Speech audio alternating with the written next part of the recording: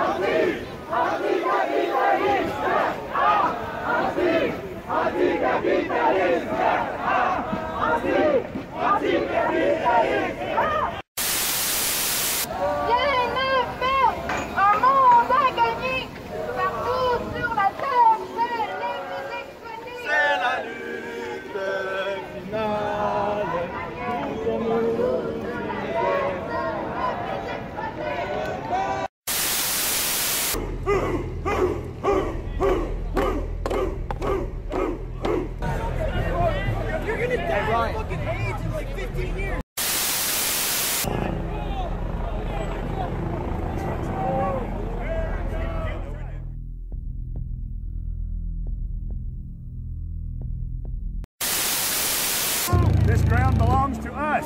We are not going to be intimidated by a bunch of faggots, trannies, kikes, niggers, or anything like that. No, they're not very skilled at intimidation anyway. Like, we basically walked right through them and they like opened up like the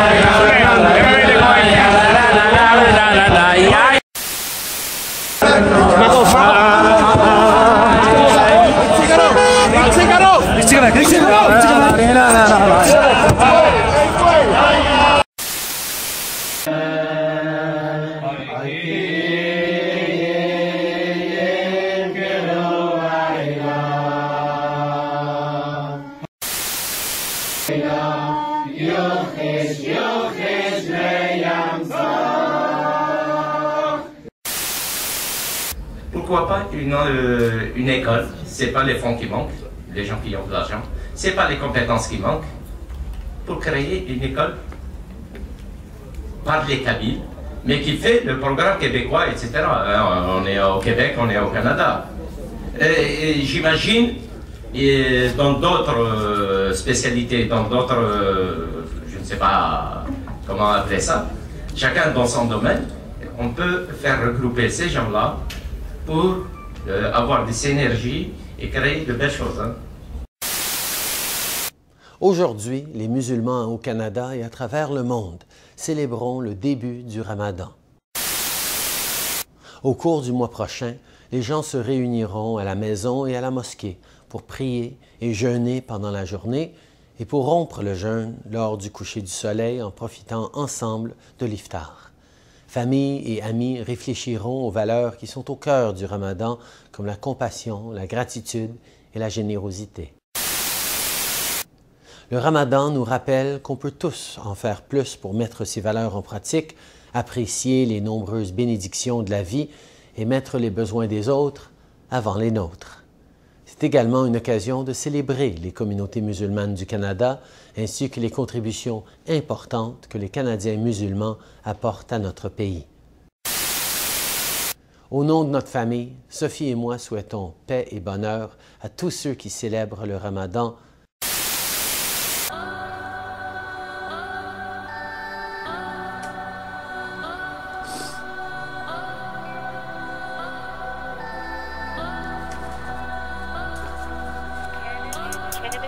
Change de canal, de poste, on regarde les ondes radio, tout bouge dans le fond, on vibre, on connecte ensemble, tout va bien pour nous et c'est magique.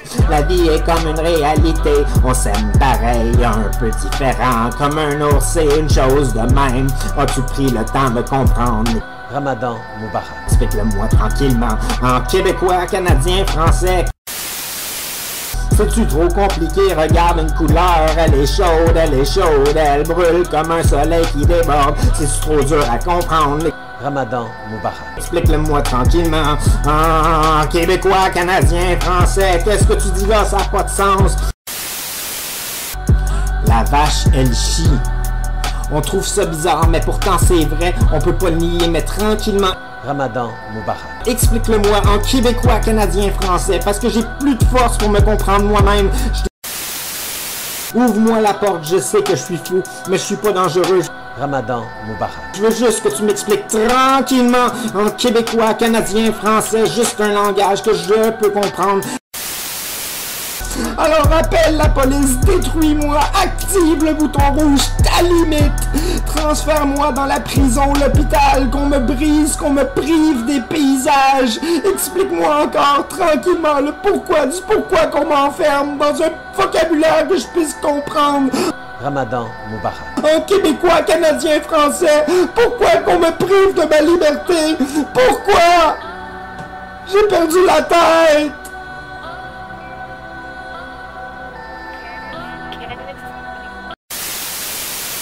L'éducation sexuelle, c'est pas un apprentissage, entre guillemets, normal. Là. C'est pas apprendre les mathématiques puis le français.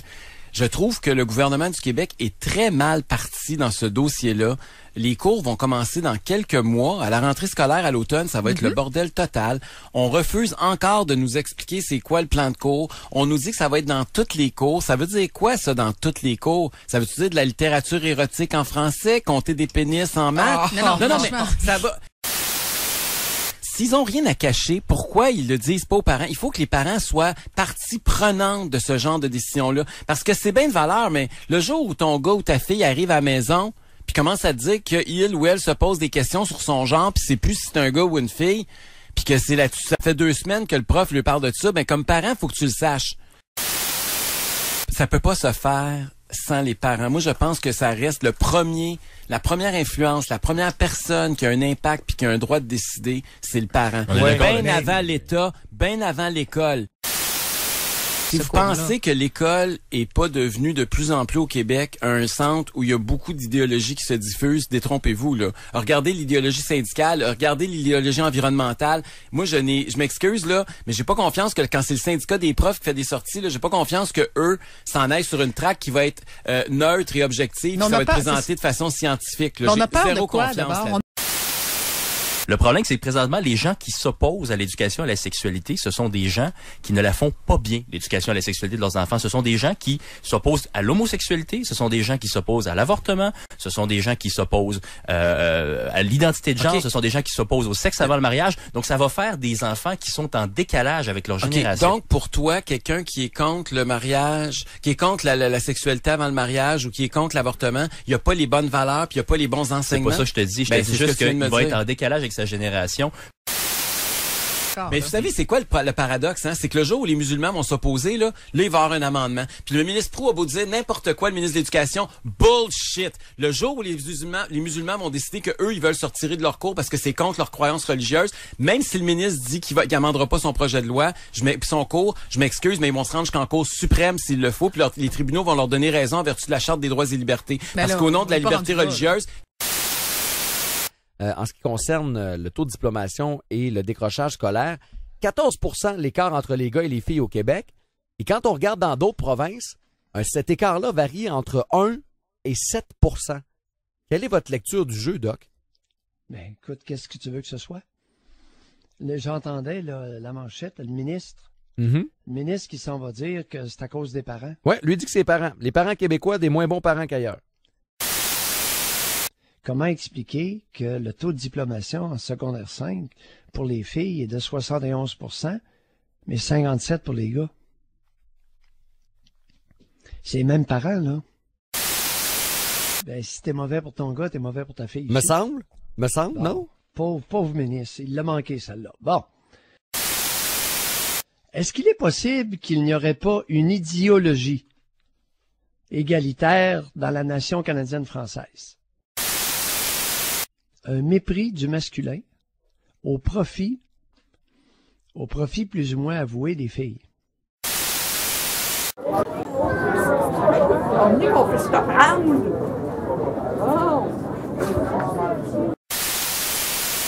C'est super beau. Bon, rapproche-toi de ça pour faire la photo. Voilà. Wow!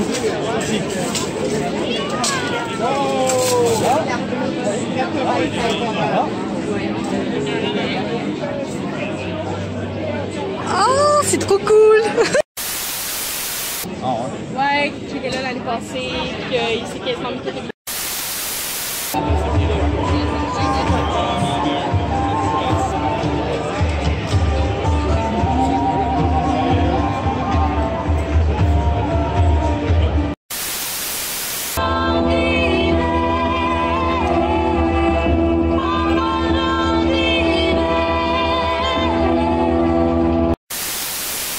En cette journée nationale des patriotes, souvenez-vous des patriotes. Souvenons-nous de leur combat. Ça fait 181 ans, là, les Patriotes. Célébrons l'éternelle résistance du peuple québécois face au Canada. Rester dans le Canada, c'est pas le statu quo.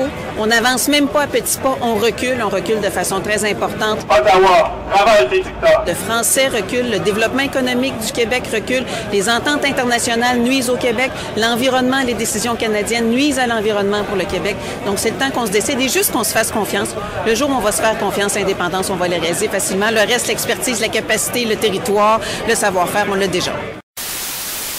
Cette marche, elle symbolise notre résistance face au régime canadien. La Fédération canadienne n'était qu'une business entre les élites économiques des colonies britanniques, voulant un moyen facile d'éponger leurs dettes et leur soif d'or sur le dos des peuples. Aujourd'hui, c'est la même histoire et la même logique néocoloniale qui se répète dans le Canada de Trudeau.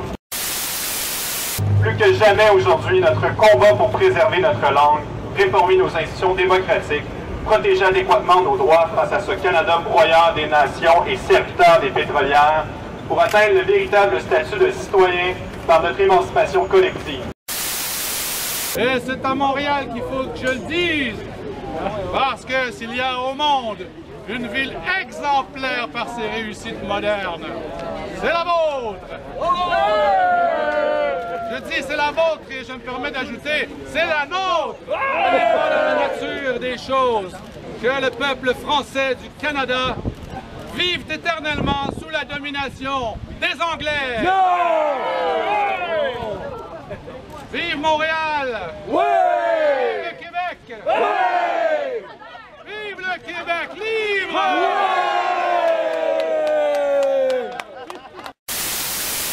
Mes compatriotes et chers amis, je vous rends hommage d'être là par reconnaissance et vous faites comprendre l'ingratitude, la sottise de notre premier ministre actuel qui a refusé de hisser le drapeau des patriotes et en plus il les a injuriés d'une façon ignorante, ne connaissant pas l'histoire. Alors, le premier ministre, c'est lui, et j'espère que ça va être lui le moins longtemps possible. Mais vous, vous êtes le peuple. Oui! Oui! La mondialisation, c'est une chose qui a certains avantages, mais qui présente des dangers. Et le seul contrepoids possible à la mondialisation dérivante et anarchiste, ce sont les nations. Oui, Joseph Duquette, 23 ans, pendu le 21 décembre 1838. Hein? Okay. Pierre Théophile Decoigne, 30 ans, si jeune, père de 3 enfants, pendu le 18 juin 1838.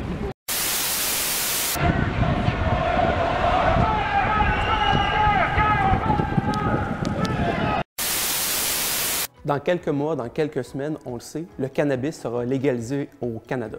Au Québec, il existe un large consensus pour confier la vente du cannabis à une société d'État. C'est pour ça qu'on crée la Société québécoise du cannabis, qui en fait est une filiale de la SAQ, qui va voir à la distribution, à la vente du cannabis et qui va verser ses profits à un fonds de recherche et de prévention. Oui. Vous trouvez ça où, des gens qui connaissent le pot? Bien, premièrement, ouais, c'est une bonne question. Il va falloir aller embaucher du monde. Ouais. Ouais, donc, on trouve ça dans le marché, dans les régions du Québec. Donc, à l'entrevue, vous allez demander « Consommez-vous du pot? » Alors que dans toutes les autres entrevues, il faut répondre non, et là, il va falloir répondre oui. Non, mais là c'est un peu une caricature. En fait, ce qu'on va demander... oui, non, parce que je niaise même pas. Je veux dire, quelqu'un qui n'aurait jamais bu de vin, je ne l'embaucherais pas dans une SAQ, mais quelqu'un qui n'a jamais consommé comme moi, mettons, là, je n'ai jamais consommé... Donc, Dieu s'attendait à ce qu'on trouve notre calme et notre paix en lui, pas dans la boucane. Ramadan Moubarak.